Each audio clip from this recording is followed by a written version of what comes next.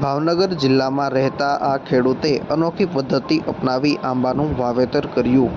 હાલના સમયમાં ખેડૂતો બાગાયતી પાકો તરફ વળ્યા છે.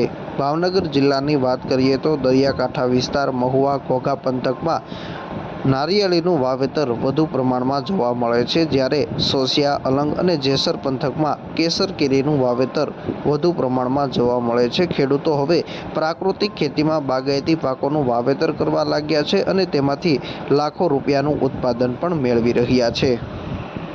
રમેશભાઈ લવજીભાઈ રાદડિયા, ગામ બેલા, તાલુકો જેસર, જિલ્લો ભાવનગર. મારુતિ નંદન પ્રાકૃતિક ફાર્મ, 12 ધોરણ. અને ખેતીથી તો બાપ દાદાની છે, પણ સુરત હતા. 2017માં જુદા થયા બે ભાઈઓ, પછી 17થી કામ લીધું હાથ ઉપર. આ સાહેબ છે 10x10 ઘનિષ્ઠાના વાવેતર કહેવાય, 10x10. અને કેસર અને જેમ્બાના તો 3 થી 4 છે. અને રાજાપુરી, આ દેખાય રાજાપુરી ટાઈપ છે. ઝાજી કેસર છે, 10 વીઘામાં 1000 થળિયા છે. અને આ કેરી ઉતારી આને પાછું સીધું કટિંગ કરી નાખવાનું. દર વર્ષે કટિંગ કરવાનું. કટિંગ કરવું એટલે ફળ એક સરખું આવે, નાના મોટું ન આવે. અને એક માણસ આમાં 100 મણ કેરી ઉતારી લે, હાન થાય. આમાં મજૂરી ખર્ચ ઓછો. એ આ કેરીના જે સોનમાઈ ખાવે ને, સોનમાઈ ડંખ મારી દે એટલે આખી કેરી ફેલ થઈ જાય.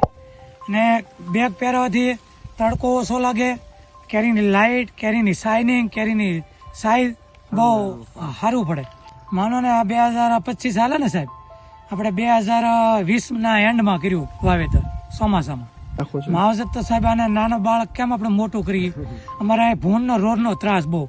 આમાં તો અમારે 900 થળિયામાંથી 250 મેં ફરીને સોંપ્યા સાહેબ. ભૂણનું આવે એટલે સીધું ખેંચી જ નાખે રોપો, એટલે એનો બહુ ત્રાસ છે. પણ હવે જાળી નાખી દીધી, તાર નાખીએ તો નીચેથી આવી જાય છે. હવે તો થળિયા મોટા થઈ ગયા તો એક આવી જાય તો એ સાલ કોરી ખાય છે. પણ હવે એના ભાગનું એ જીવે, બીજું તો શું કરવાના છે. કેવડીનો ખોળ, લીંબોળીનો ખોળ અને સિંગનો ખોળ અને ટાઈકોડરમાં અને દેશી ખાતર પ્યોર ઓર્ગેનિક. આ કહું ને 250 થળિયા હતા 3 વીઘામાં 250 મણ કેરી ધારી હતી સાહેબ.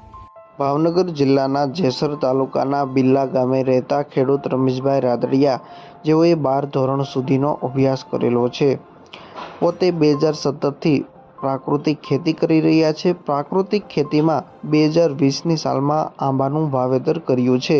તેઓએ 1000 જેટલા કેસર કેરીના આંબાનું વાવેતર કર્યું છે. તેની માવજતમાં પોતે જીવામૃત, ઘન જીવામૃત, એરડીનો ખોળ વગેરે પ્રાકૃતિક ખાતરોનો જ ઉપયોગ કરી રહ્યા છે. આ ઉપરાંત કેરીનું ફળ સારું તૈયાર થાય તે માટે તેના ઉપર ફ્રૂટ ગાર્ડ પણ પહેરાવવામાં આવ્યા છે.